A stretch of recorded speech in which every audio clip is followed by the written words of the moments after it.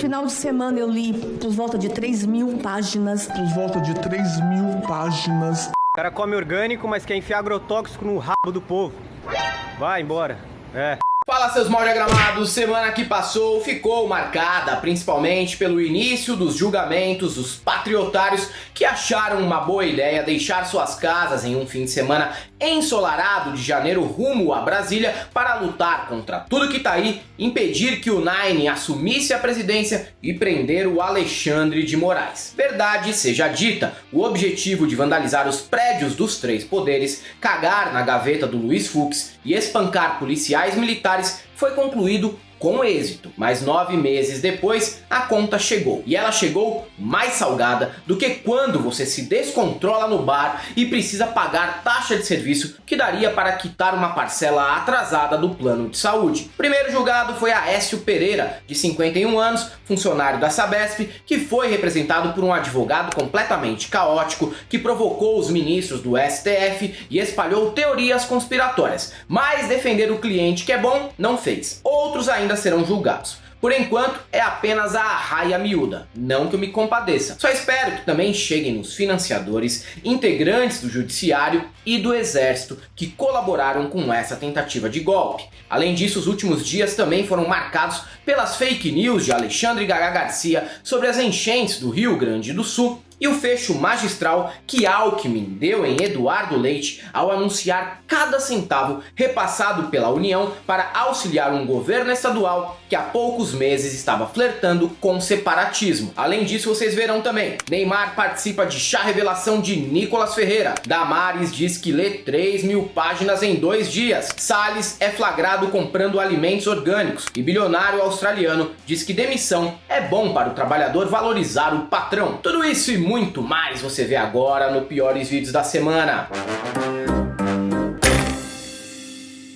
Salve, salve galãs e galoas! Eu até acho que o Lula deveria ter ido ao Rio Grande do Sul e sobrevoado as regiões alagadas de helicóptero com colete CAC, aquela típica expressão de pônei convalescente que todo chefe de estado do executivo ensaia para situações assim. Nessas horas, o simbolismo serve para reforçar a sensibilidade do mandatário no imaginário popular. Só que ele não foi por uma causa diplomática. Assumir a presidência do G20 em Nova Delhi. Diferente do mito, que não iria para andar de jet ski e comer churrasquinho de gato durante o feriado. Além disso, mandou a comitiva do governo e, mais importante, agilizou repasses de verbas que excedem os 700 milhões para a reconstrução das cidades atingidas. Só que a ausência de Lula gerou todo tipo de fake news. Alexandre Gaga Garcia chegou a insinuar que Lula teria mandado abrir as comportas de barragens, para inundar as cidades do Vale do Taquari. Eu recebo notícias hoje de manhã de que é preciso investigar que não foi só a chuva.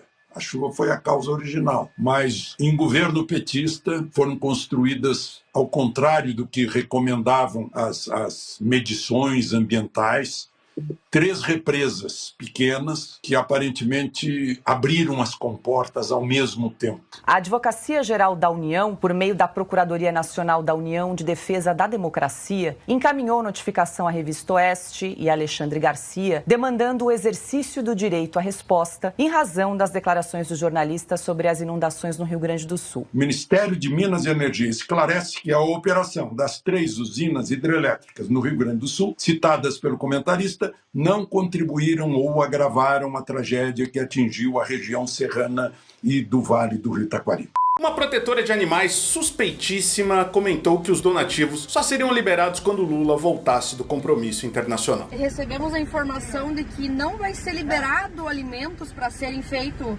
a doação, esse trabalho que os voluntários estão fazendo, porque eles têm que aguardar o presidente Lula chegar em Lajeado para fazer foto e vídeo e publicação em cima das doações. Então, assim, o que é a política, né? E por último, bolsominions de Passo Fundo, que proibiram a entrada de Lula na cidade em 2018, agora reclamam a falta de visita do presidente à região atingida pelas chuvas. Lula não entra em Passo Fundo!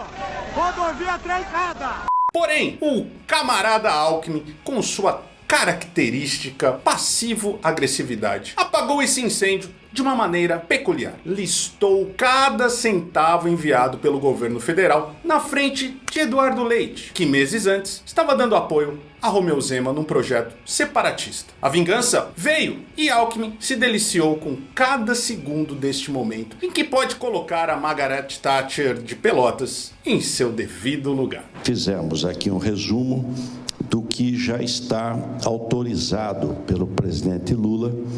Totalizam 741 milhões de reais, Eduardo Leite. Então, 26 milhões de crédito para o Ministério da Defesa, 80 milhões para o Ministério da Saúde, 16 milhões para o Ministério da Cultura. A CPMI do 8 de janeiro ouviu nesta semana a PM Marcela Pino. Ela foi atingida por uma barra de ferro naquele domingo e só estava aqui para contar história porque usava capacete no momento da agressão. Não fosse por isso, teria ido de arrasta pra cima ali mesmo. Eu resolvi soltar o escudo para que eu pudesse me defender melhor. Quando eu soltei o escudo, foi o momento que eu tomei um chute e fui jogada no chão. Aí, no momento que eu caí no chão, é que eu recebi o golpe com a barra de ferro na cabeça. Quando eu estava no chão, sendo agredida com barra de ferro, com chutes, socos, eles tentavam retirar a minha arma. Eles estavam tentando retirar a minha arma. Então, com um braço eu fazia a defesa do meu rosto e com o outro braço eu fazia a retenção do meu armamento. O depoimento marcante da policial serviu para alguns objetivos. Provar que, apesar de serem doidinhos de bairro e idosos com cara de merendeira e vigia de escola pública, isso não anula o fato da invasão ter sido feita por pessoas violentas e com a intenção de matar até policiais, com quem essas mesmas pessoas tiravam selfies anos antes nas micaretas golpistas. Com a comprovação de que civis sem treinamento militar agiram como se tivessem recebido algum tipo de orientação, reforça-se o envolvimento dos kids pretos, elite do exército especializada em insurgência popular e sabotagem. Marcela ainda foi taxativa ao dizer que ninguém aparentava estar ali para protestar de forma pacífica. Só que a palavra dela não bastou. O senador Flávio Rachadinha, por exemplo, quis refutar a depoente, mostrando o momento em que golpistas provam que são honestos porque não roubaram R$5 solicitados para comprar uma água mineral. Na manifestação de esquerda, ninguém ia roubar também, mas certamente voltaria um latão de Brahma no lugar da água. Fora que, se fosse a esquerda ali, estaria todo mundo chorando em posição fetal e repetindo gritos de ordem como: ninguém larga a mão de ninguém, ele não vai ter Copa ou nenhum direito a menos. Ao invés de estar rasgando o quadro do Di Cavalcante e esfregando a toga do Fachin no saco. Segundo algumas pessoas dizem aqui, onde há bolsonarista, há violência. Estamos aqui em Copacabana. Acabamos de dizer que não. Pode botar o vídeo 2 aí. Bicentenário da Independência. Para comprar uma garrafa. Esse é o padrão das manifestações de direita. Vou mandar R$5, ó. Bicentenário da Independência. Para comprar uma garrafa d'água que tá lá naquela barraca lá atrás.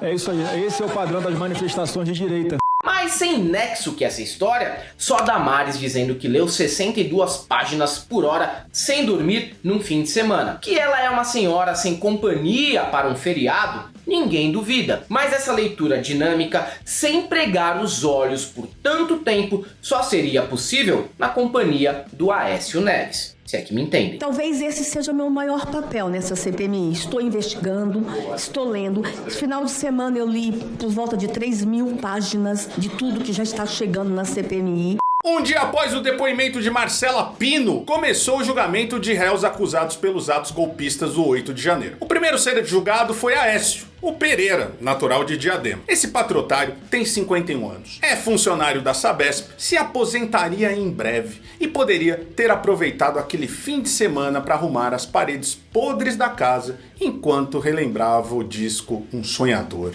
do Leandro e Leonardo. E saboreava algumas doses de cinzano, né? Mas não! Preferiu cruzar o país para defender o mito. Resultado, 9 meses depois, contratou um advogado fanfarrão que estava mais interessado em lacrar e ofender o Xandão do que em defendê-lo e recebeu uma pena de 17 anos de Alexandre de Moraes para ficar ligeiro. Qualquer pessoa na rua, que a gente conversa, no borracheiro, na padaria, elas falam com tranquilidade por que essas pessoas estão sendo julgadas no Supremo Tribunal Federal. Com muita tristeza, mas eu tenho que dizer a Vossa Excelências, porque eu não sou homem de falar e depois dizer que não disse, que não é aquilo. Nessas bancadas aqui, nesses dois lados, estão as pessoas mais odiadas desse país. A Constituição Federal não permite a propagação de ideias golpistas, de intervenção militar, de ideias contrárias à ordem constitucional e ao Estado democrático de direito. Tampouco a realização de manifestações públicas ilícitas e violentas, visando a ruptura do Estado de direito através da instalação do arbítrio. Não existirá um Estado democrático de direito sem que haja poderes de Estado independentes e harmônicos entre si. Já Cássio Conká foi menos punitivista e condenou o réu a apenas 2 anos e 6 meses. Resumindo em português bem claro, em seu voto, o Praga da Xuxa alega que bolsonaristas eram muito panacas para atingir o objetivo de um golpe de Estado. Logo, não há tanta gravidade no crime. Bom, levando isso em consideração, se eu for assaltado e esfaqueado por alguém que não chega a ser necessariamente assim um Stephen Hawking, ele deve ter uma pena mais branda? Nesse caso, é mais jogo abrir logo as portas de Bangu e da Papuda, né? Fora que cansa esse papo de mas são só velhinhos. Sim, são, mas canalhas também envelhecem. O governo do Jair, por exemplo, era feito apenas pelos piores idosos do país. O futebol brasileiro é um antro de pessoas desprezíveis. Não passa uma semana sem que tenhamos alguma notícia de jogador ou ex-atleta envolvido com pirâmide financeira, violência doméstica, acidente de trânsito, dívida de pensão ou emitindo declarações que agridem integralmente o Pacto de São José da Costa Rica. Se liga só o que rolou em pouco menos de 2 semanas. O atacante Antony do Manchester United é acusado de agredir a ex e foi trancado numa quadra construída dentro da casa dele, espécie de cantinho do Amansa doido, para repensar seus atos e interromper a violência doméstica. Kleber Gladiador foi flagrado batendo em um homem e empurrando funcionária de uma loja de conveniência da Zona Oeste de São Paulo. Se já não bastasse a cena lamentável, ao se defender nas redes, o ex-atleta reforça o esperado. Publicou uma frase atribuída a Olavo de Carvalho e uma foto do cadáver. Se o clichê já não fosse o suficiente, em junho deste ano, o cara ainda teve prisão decretada por não pagamento de pensão. Se descobrirem que ele está envolvido na máfia das apostas esportivas, gabarita o modus operandi do bolsonarismo no esporte. E um tema como esse não ficaria completo sem a inclusão de alguma presepada do eterno menino Ney, já na beira dos 40 anos. Apesar de ser um dos poucos jogadores que paga corretamente a pensão do filho desde sempre, o ex-craque também seguiu o destino de ser um idiota útil instrumentalizado pelo bolsonarismo e não só pelo Bolsonaro. Nos últimos dias, foi a estrela do vídeo de chá revelação de Nicolas Ferreira, que de acordo com Neymar, terá um filho menino, muito embora no conteúdo não fique bem claro quem será o pai. Então, irmão, parabéns, que você vai ser papai de uma menina, como eu, parabéns, irmão. Muita gente achou que com isso o jogador se queimou, mas eu tenho más notícias. O vídeo só dá força para Nicolas Ferreira ser prefeito de BH ou governador de Minas Gerais depois do Zema. Espero estar errado. Mas se eu tiver errado, vai ser só porque no lugar do Nicolas será o Cleitinho. Vocês devem lembrar aquela vez em que o Monark, com o IMC beirando os 40, chamou o Flávio Dino de gordola e disse que o ministro não sobreviveria com leões na floresta, pois não aguenta correr 100 metros. Eu não vou nem entrar no mérito de que leões vivem na savana, né? Mas garanto que o Monark também não corre 100 metros e teria dificuldades para escapar de uma matilha de cockers idosos e deficientes visuais. O Monark não escapa nem de mim. Você vai atrás do Monark, você pega o Monark. Tome cuidado, Monark. Tenha cuidado. Tá certo, Matias. Esse gordola quer te escravizar. Você vai ser escravizado por um gordola, mano. Esse cara sozinho, você põe ele na rua, ele não dura um segundo. Não consegue nem correr 100 metros. Põe ele na floresta ali pra ver se ele sobrevive com os leões. Eles te criaram, eles se sacrificaram pra você servir a esse filho da puta.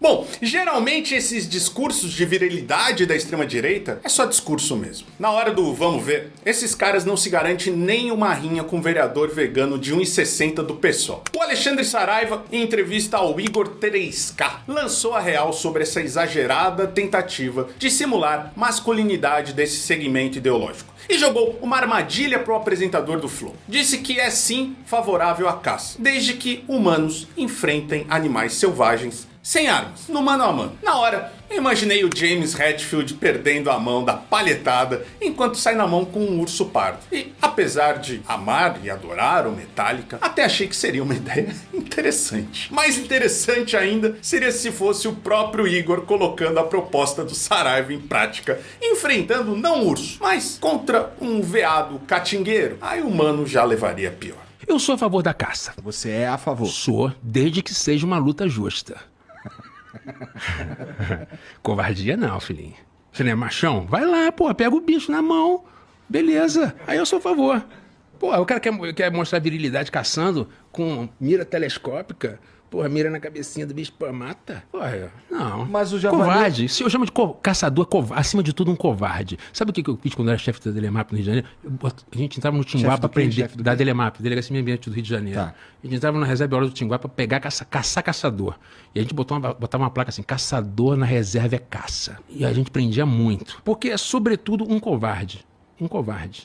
Até esta semana não tinha bem certeza quem era Rica Perrone. Sempre que ouvia falar desse nome, pensava que era Prato do Espoleto ou uma drag queen fanática pela Rita Pavone. Descobri, contra a minha vontade, que trata-se de um colega de profissão, jornalista que atua na área do esporte, usa boné para trás em local fechado e é profissional em falar atrocidades em podcasts. O que me levou à descoberta desse ser que eu sempre achei que fosse o Carlinhos Mendigo do Pânico foi um trecho dele contando que quando um motoboy se recusou a subir em seu apartamento e entregar o pedido, ele jogou o lanche no cara e o xingou. E foi além. Comentou que se fosse no passado, seria permitido bater na pessoa, mas hoje ele poderia ser acusado de algum tipo de preconceito. Você não sabe o que aconteceu na porta da minha casa ontem. Surreal isso. O iFood. Cara, é inacreditável o que aconteceu ontem. Pedi um negocinho, não me lembro o que era. O rapaz, o porteiro me ligou no domingo, ele falou assim: ô, capitão, chegou o rapaz do iFood. Eu falei, pô, pode mandar ele subir. Aí ele falou assim, pô, capitão, ele não tá querendo subir. Eu falei, porra, cara, eu tô fazendo o Inter e Fluminense, eu não posso descer, eu tô trabalhando. Aí ele falou, tá, peraí. Deu 2 minutos, ele falou, tá, ele vai subir. Ele tá de cu doce, mas ele vai subir. Eu falei, tá bom, por favor, porque todos sobem. Né? Tudo bem, o cara pode até não querer subir, mas eu também posso não querer descer ou não poder descer. Aí eu falei, pode voltar com o produto, porque eu não posso descer. Se tiver filho pequeno, chorando... Eu não posso descer, eu tô fazendo jogo. Aí ele subiu e tal, falou na minha porta, tudo bem? Eu, numa boa, peguei o cartão, falei, tudo bem, mano, tudo bem. Então não sei o que, ele pegou lá o negocinho, começou a passar, ele falou, pô, porque o normal é descer, né? Eu falei, não, cara, dos últimos 50 iFoods que eu pedi, você é o primeiro que manda descer. Todo mundo subiu. Ele falou, não, o certo é descer. Eu falei, não é não, cara. Inclusive, é o contrário, o normal é você não descer. Aí ele falou assim, não, mas porra, outro dia um cara veio aqui, botou a moto na frente daqui do seu prédio e subiu pra entregar. Roubaram a moto dele, e aí? Ah, agora entendi. Aí eu falei, mas você quer que eu faça o quê? Ele falou, desce pra pegar a porra da tua encomenda. Desce pra pegar a porra da tua encomenda na porta da minha casa. Sim. Eu tava com um pacotinho com o negócio na mão, eu joguei nele de volta assim, falei assim, vai embora aqui, ô cuzão do caralho. Aí o cara falou, vai embora aqui, eu sou cuzão, que eu vou abrir reclamação com você. Quem que você acha que você vem na porta da minha casa e falar assim comigo? É porque não tem mais tapa na cara, Vanessa. Sabe por que um cara não falava uma merda dessa 20 anos atrás? Porque ele ia tomar um tapa, ele ia tomar um soco na cara. Ele vai sair dali e vai falar assim, deixa eu pensar, eu sou gay não, eu sou preto não, eu sou pobre. Gente, sofri preconceito de um blogueiro que eu fui na casa dele e ele me bateu.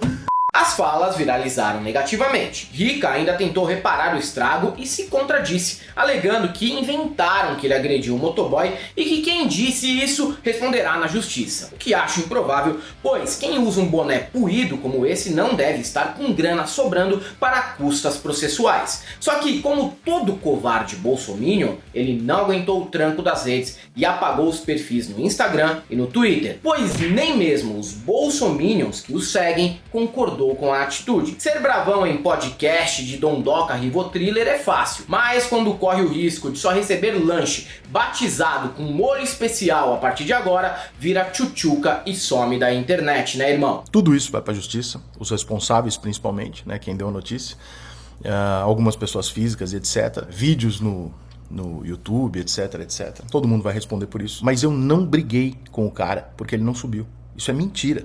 Não foi isso que aconteceu. Eu só tratei o cara mal depois que ele me ofendeu na porta da minha casa. Outro vídeo desta semana reforça a eterna busca pela masculinidade perdida que permeia a extrema-direita. No púlpito de uma igreja, homens de meia idade cantam louvorzão enquanto ostentam fardas adquiridas em lojas de pesca. A cena é simbólica. Uma parte do Brasil está imersa em um fanatismo que mixa fascismo, militarismo e neopetencostalismo. É difícil. Um verdadeiro milkshake de diarreia e necrochurume, que já deu resultados catastróficos em momentos distintos da nossa história. Mas há um lado que poucos enxergam. Essa gente, frustrada que está na casa dos 50, precisa ser disputado política, econômica, sexual e culturalmente. Há 20 anos, muitos deles estavam pacatos em casa, servindo alpiste pro trincafé e ajudando a mulher a fazer risole pra fora. Mas ao aprofundar a igreja na politização, eles se rebelaram e querem atingir algum tipo de protagonismo na sociedade, fazendo parte da história, sempre da forma mais equivocada e covarde possível, como no 8 de janeiro. Só que isso não é tão difícil de resolver, né? Precisamos pensar em saídas para os homens envelhecerem melhor, com alguma grana, e no lugar de templos, criar centros sociais de forró,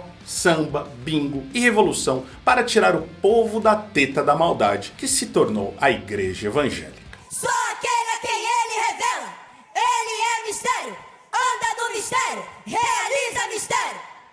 O que ele faz hoje tu não sabes, mas verás depois.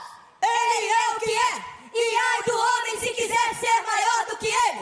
Historicamente, muitas crises econômicas foram forjadas pelos bilionários, principalmente quando eles notam que podem se dar muito mal e querem repassar os prejuízos para a sociedade do Estado. Isso é comprovado. A crise do subprime era uma tragédia anunciada que foi estruturada pelo mercado financeiro ao conceder créditos através de hipotecas a clientes com perfil de alto risco. Só que, se porventura você se arriscar a falar isso para algum liberal com colete da Patagônia que trabalha na corretora Cookies do Jair, ele vai te rotular como mentiroso e sair em defesa dos bilionários, mesmo tendo dificuldade para honrar com as prestações do Eclipse Cross. Porém, Tim Gurner, CEO australiano de um grupo imobiliário e espécie de César Callejon do multiverso da loucura, cometeu sincericídio numa cúpula financeira ao reforçar o que eu acabei de afirmar. De acordo com ele, desde a pandemia as pessoas estão mais exigentes nas empresas.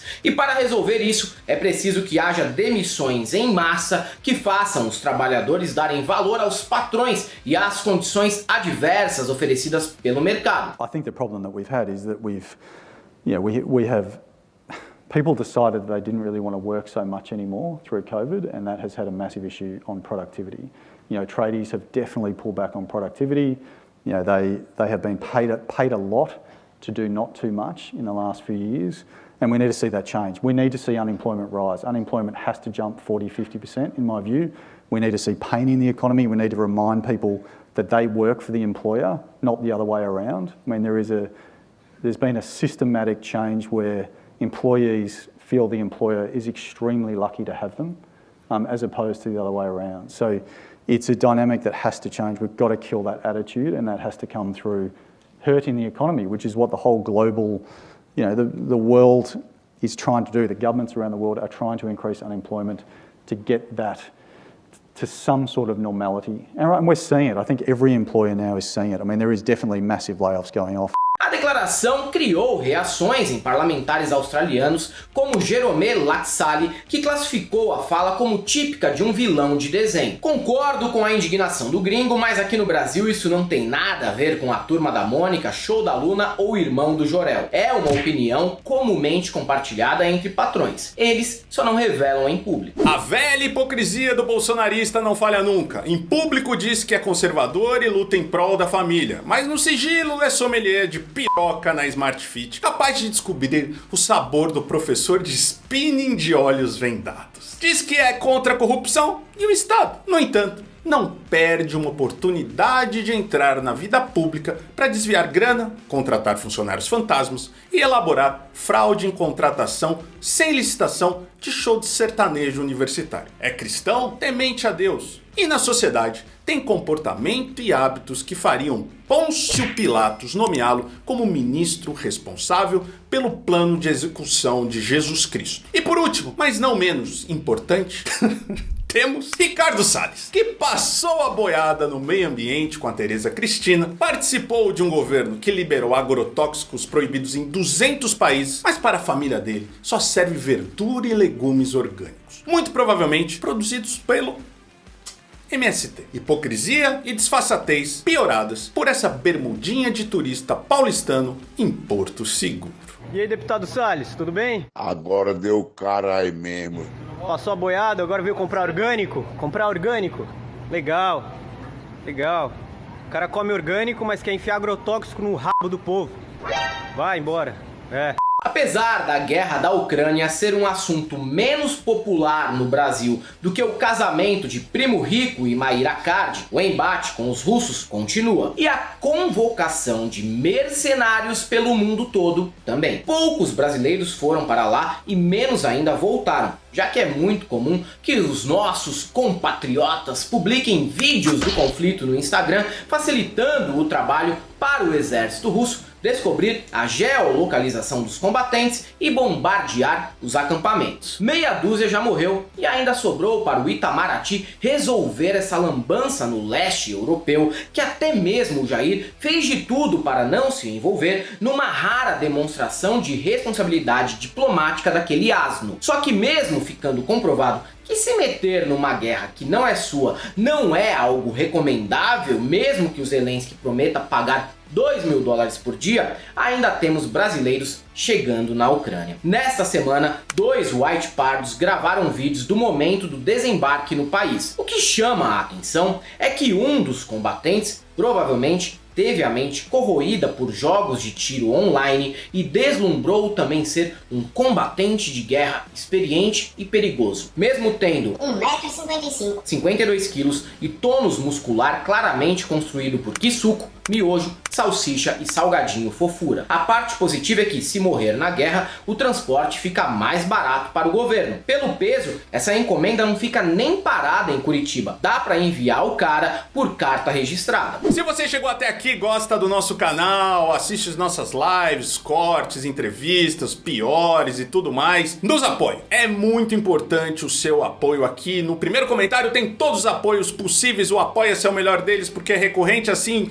como o Seja Membro também aqui no YouTube. Faça as contas aí, 5 pau, 10 pau por mês, o que você pode? Se puder, claro, a gente agradece. Queria agradecer a quase 5.000 pessoas que já nos apoiam entre o Apoia-se e o Seja Membro aqui no YouTube. Também tem nossas contas correntes para um depósito imediato, Pix, PayPal e aqui a conta corrente mesmo. Nos siga também nas outras redes sociais, TikTok, X, Facebook e Instagram. E se você é um desses ainda que quer passar a boiada de qualquer jeito, só tem uma coisa para te dizer: não passarão!